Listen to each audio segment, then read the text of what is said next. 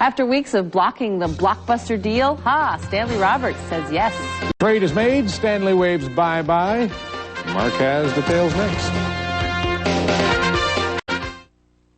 Tonight, what does Tom... Well, what a difference a weekend makes, huh? Yeah, Stanley had a big time in Los Angeles. He is leaving, and, you know, NBA teams like to say they're a family, and if that's the case, this is a pretty messy divorce. Yeah.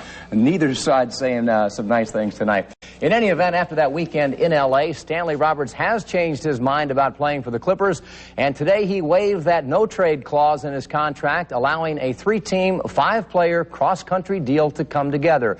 The deal involves the Magic, the Clippers, and the New York Knicks. Here's who gets and gives what. The Magic will get 3 draft picks, a first-rounder in '93 and a second-rounder in '95, both from the Knicks, and a first-round pick from the Clips in either '93 or '94. The Knicks will get 3 players from Los Angeles, center forward Charles Smith, swingman Bo Kimble, and guard Doc Rivers. And the Clippers will get the 7-footer Stanley Roberts from the Magic and guard Mark Jackson from the New York Knicks. The deal was announced not by the Magic, the Clippers, nor the Knicks, but rather by Stanley himself. As Stuart Scott reports, today things were handled according to Roberts' rules of order. Welcome to the radio station. My good friend, Stanley Roberts, in the house. What up, Rich?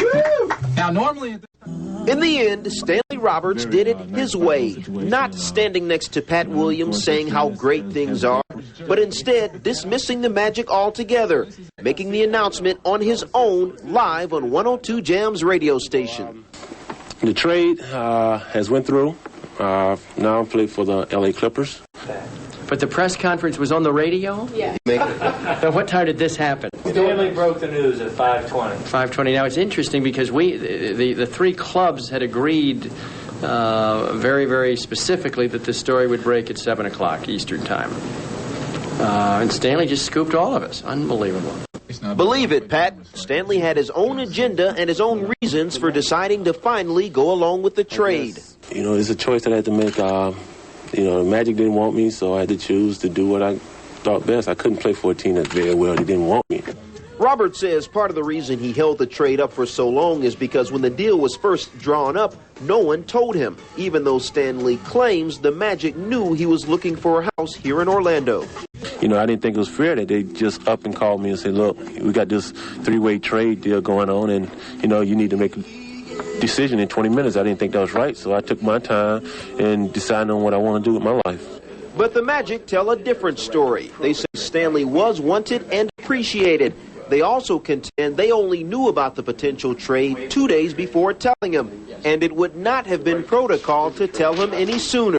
How else are you going to make a trade? The clubs have to agree, and then the players have to be told. That's the way the profession works.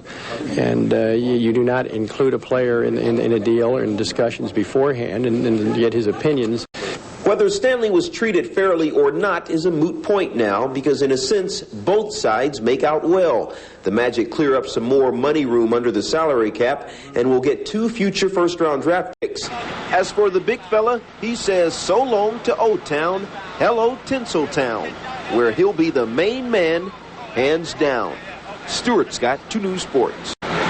Clippers GM Elgin Baylor has already been asked about Stanley's infamous weight problem. The big fella reportedly weighs in at about 325 now. Baylor says he's a young guy, and yes, he's got a weight problem, and yes, we're going to go to work on it right away. Let's talk